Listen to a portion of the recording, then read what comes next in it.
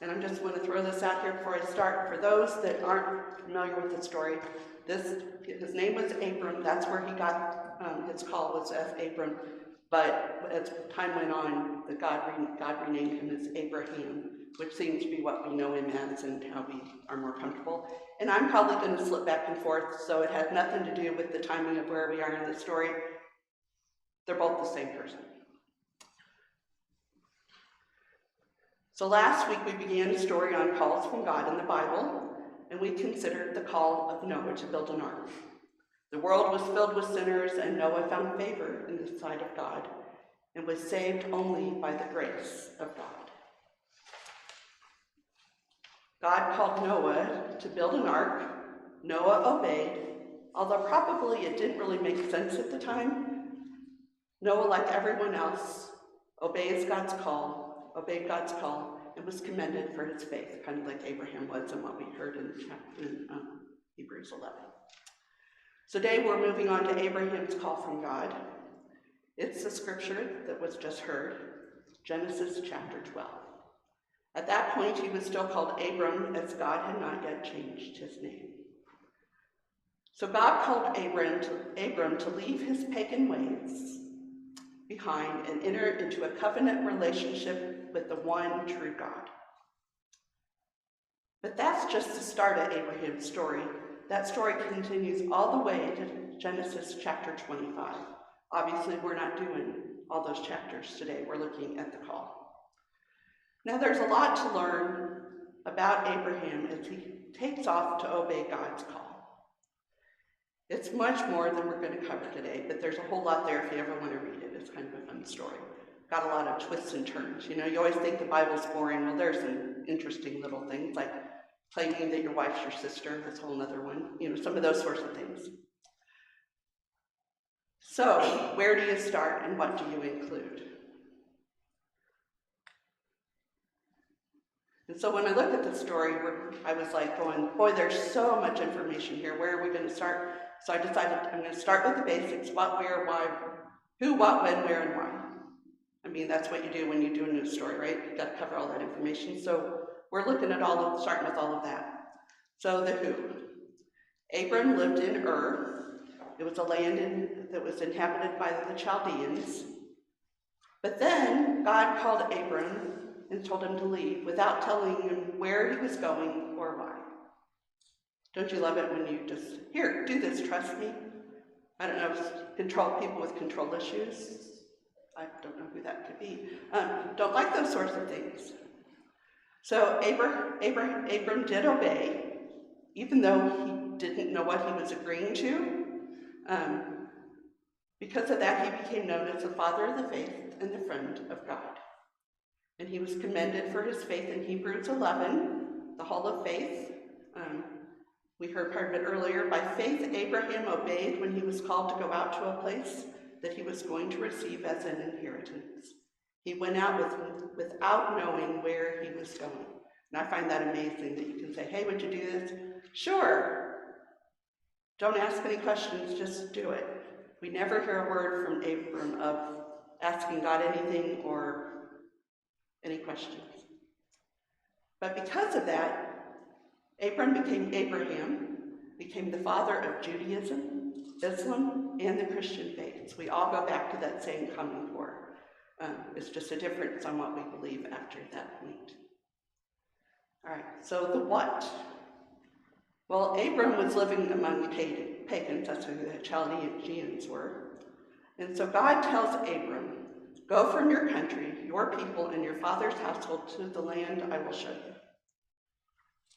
As far as we know, that's all that's recorded. We think that's all that Abram was told. We don't think he knows anymore. But, stories leave details out sometimes. But God does say that God's going to bless him. God will be the one doing the blessing. It's not something Abram's going to be doing. So that's not a part of his chore. It's what he's going to receive in return.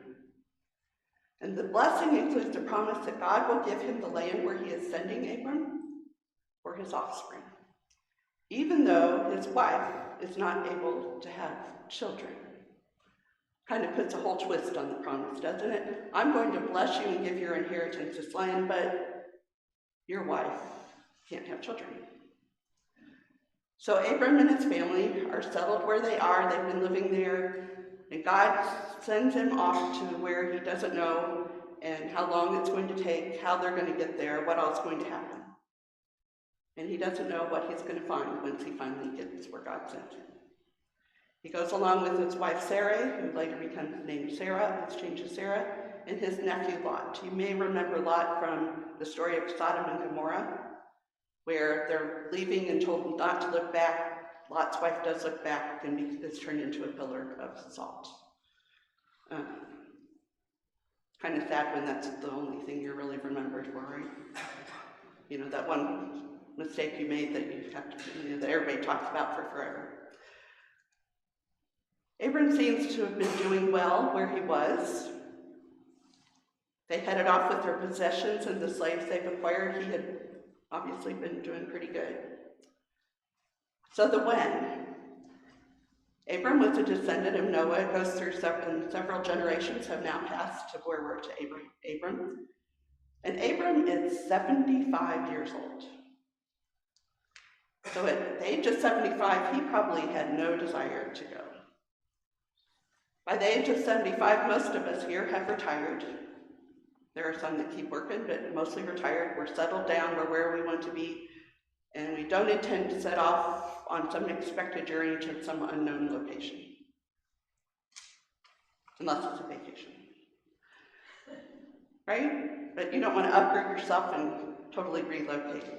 So we begin to feel as though we've fulfilled our purpose by now. We've done what we needed to do. We've had our job. We've done what we need to do. And we often say, I'm too old. Ever done that where you say, no, I don't know, I think I'm too old to do that? Well, Abram proves us proves to us that that's not a valid excuse for anything. God's going to call you. If he's calling you, no matter what your age, it's obviously what you're to be doing now. He's not saying, this is what you should have done 20 years ago. This is what you should be doing today. So no matter how old you are, you can always still do something for God's purpose. And so the where. So Abram sets off with his wife and his nephew for the land that God has promised, and doesn't yet know where that place is. So at that point in time, if land was unsettled, you arrived there, it was yours. You just had to settle and drop down the stakes and move in, right? Anything out there was fair game. So it would make sense to me anyway that Abram probably assumed that God was going to lead him to some lovely vacant land, right? Some fertile, unsettled land where all he'd have to do is put down some stakes and it'd be good to go. Seems like a good plan to me, right? If you got to go somewhere, you might as well get something good that's not going to require a lot of effort. But instead, God shows him Canaan. At that point, the land was settled and was not meant to be his possession. God sent Abram to move and live among people who weren't going to welcome him. And as God had promised, many will bless him, but a few would curse him. And the few that cursed him were not fun cursings. Now, we aren't given details, but we know something of the who, the what, the where, and the when. But we come to the why. The why is a whole other story. Why did Abraham decide to go? And why did God decide to send him in particular? We aren't told why God chose Abram. Not a clue in the Bible. Abraham's motivation is something that we have to pretty much just take a guess at. And it's easier to figure out Abram's motivation than it is to figure out God's, because at least Abram was human, right? So we kind of understand him a little bit better. So why did Abram decide to go? Maybe because he trusted God. Maybe his faith told him that he should do as God said, but we don't know that for sure. Or did Abram choose to go because he wanted the blessings that God had promised him? Who doesn't want all these great blessings? God presents several incentives for Abraham to choose to go. In order to arrive, he says, arrive unto a land which God did not name, to become a great nation, to receive God's blessing, become a great name, become a blessing, distribute God's blessing to those who bless him, receive God's protection against those who cursed him, and to become a source of blessing for all the families on earth. Not a bad set of rewards, is it? Good blessings to receive. So is that why Abram chose to go, so that he could receive those blessings from God? Again, we don't really know. But if that is why, then Abram had enough faith in God to trust that he was going to keep his promise. So basically, God promises him three things: a place, a people, and a purpose. God promised Abram a place. It was a place inhabited by others, and he lived among them. But God promised Abram that his descendants would inhabit the land. But unfortunately, that's pretty far into the future. Abram never officially owned any land in Canaan before he died, except for one little plot that was 6 foot by 6 foot that was a burial site for his wife. But other than that, he never owned land there. Everybody needs a place of some sort where they feel like they truly belong. Everyone needs family. They need people that they feel secure with and they feel that they belong with. Now, some of us have that blessing with our biological families. But for others, it might be a group of friends or others who are like family to us. God is promising that he will have people with him. He will belong. He's taken his family, part of his family along.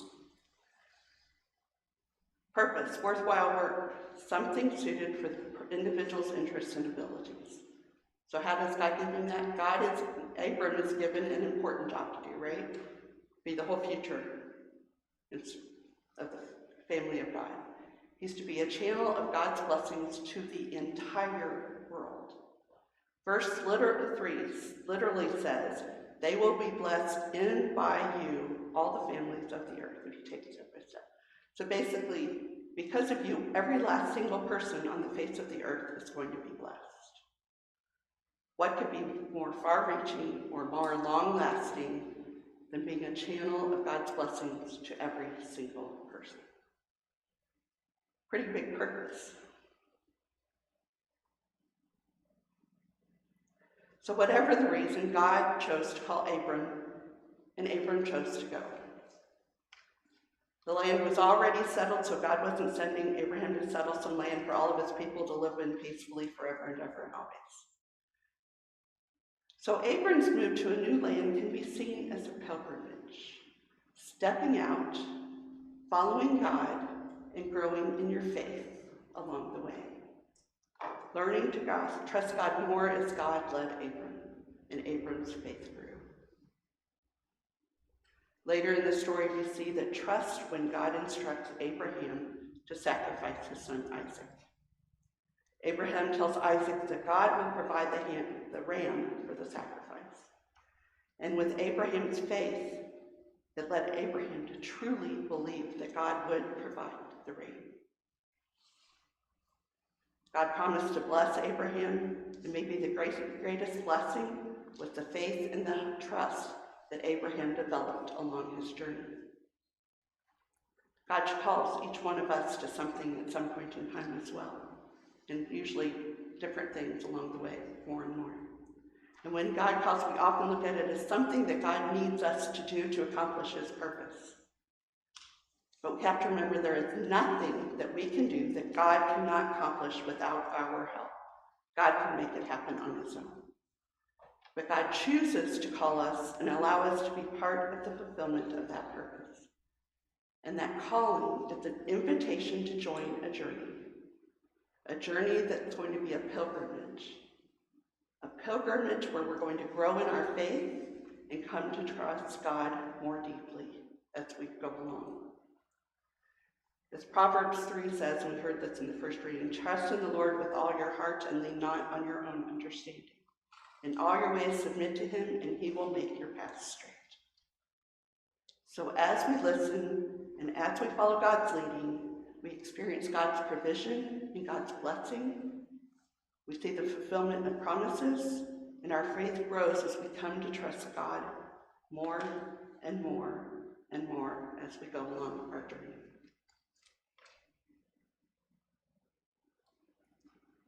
God told Abram to go.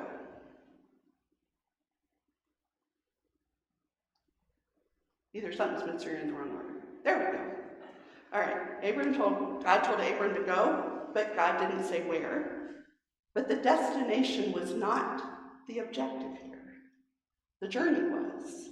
The whole point was the journey so that Abram could grow in his faith. So that unnamed land that he was promised wasn't meant to be his to possess.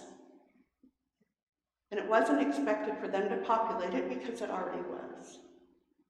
God gave Abram the task to move and live among peoples who, as expected, are not really going to welcome him. Who wants new people that are different than them, right? Many of them would bless him, but there are those who were going to curse him. And that's how life is for immigrants and refugees. Their welcome doesn't last, and hospitality toward them is often superficial. God did not call to own his own unnamed destination, but to establish a mission of blessing. Abraham was meant to be a blessing to the people into whose land he would enter, as well as a blessing beyond there to all the families of the earth. The land of blessings was nobody's land. The doctrine that justified the occupation of many native lands, the desire to possess and own the land, came later. Go. God's very first word to Abram. Go, leave. Go to this mystery destination. Pretty vague, right? And pretty scary. So why did God decide to found God's chosen people by displacing the father of the faith? Why couldn't he have just stayed where he was? Why did Abram turn into an immigrant, a wanderer, a man without a home or a country? Well, of course, God's the only one that knows the answer to that, and it can be kind of hard to say. Maybe it has something to do with hospitality for a stranger.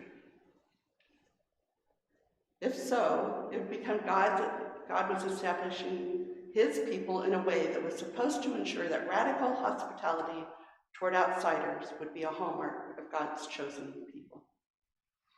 God made room in his family for all of us who are fallen, and God's people are supposed to be in the business of making room for others as well. Even the eventual set of events that led Abram's descendants in Egypt for over 400 years got rolled up into his identity. Israel knew what it was like to be on the receiving end of inhospitable people. So when God established laws eventually to tell Israel to make extra provisions for aliens and strangers and migrants, God also grounded those commands by saying,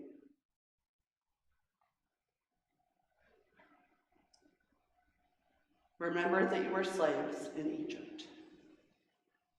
Treat them as you would have wished you had been treated.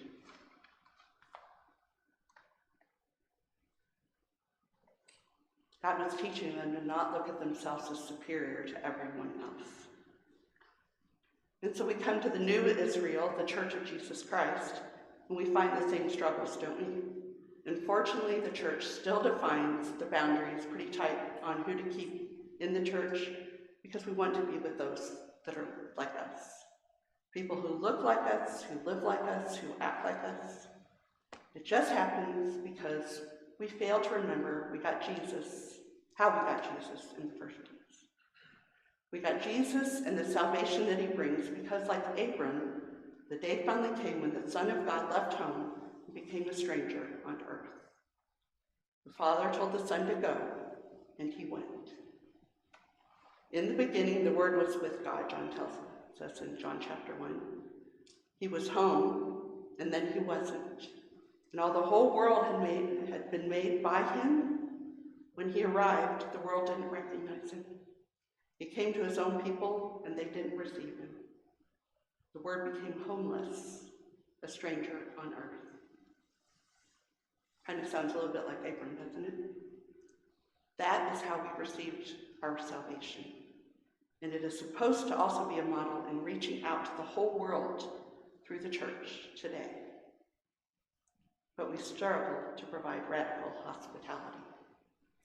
Abram and Jesus bookend the Christian story as two immigrants who relied on the hospitality of others. That should be a model for all of us in the church as well. After all, God told Abram that all the nations on earth would be blessed through his descendants. Notice how the recipients of those blessings are described: all the families on earth. There's no modifiers that you might find normal. The benefits aren't limited to Abraham's family, or to those who lived near him, or even later on to the religions that he came to found. All the families on earth, period. No justification, no limitations, none at all. Everyone, every single person on earth is included in that blessing from God. Well, we're about to go to the communion, to the Lord's table, but I want to share a story with you first. It comes from Richard Lischer's memoir, Open Secrets. In the church that Lischer first served following his graduation from seminary, the wine chalice used at the Lord's Supper was a fairly large goblet that was of shiny silver. Each time when he presented the wine, he would lift the cup way up high over his head. Well, a few people in the church thought that it was just we won't go with the denomination in that, but anyway, let's just say a lot of people there didn't approve of that. They thought it looked too Roman Catholic. But Lischer said that the reason he did this was because when he lifted the cup up, he could see the people on the curved surface underside of the chalice. The entire congregation was reflected. The bottom of the cup was like a convex mirror in which he saw everyone's reflections all at once. It reminded him of the fundamental truth of the sacrament. When we eat the bread and drink the cup of our Lord, we strengthen our union with Jesus, but also with one another. We are all one in the cup we share. We are all called to live like we know that this is true of all of our fellow believers and of every potential brother and sister that we meet, and to whom we are called to extend radical hospitality of the gospel. Every single one. A thought to take with you as we go to communion today. Let us pray. God of covenant, you promised Abraham land, descendants, and blessing.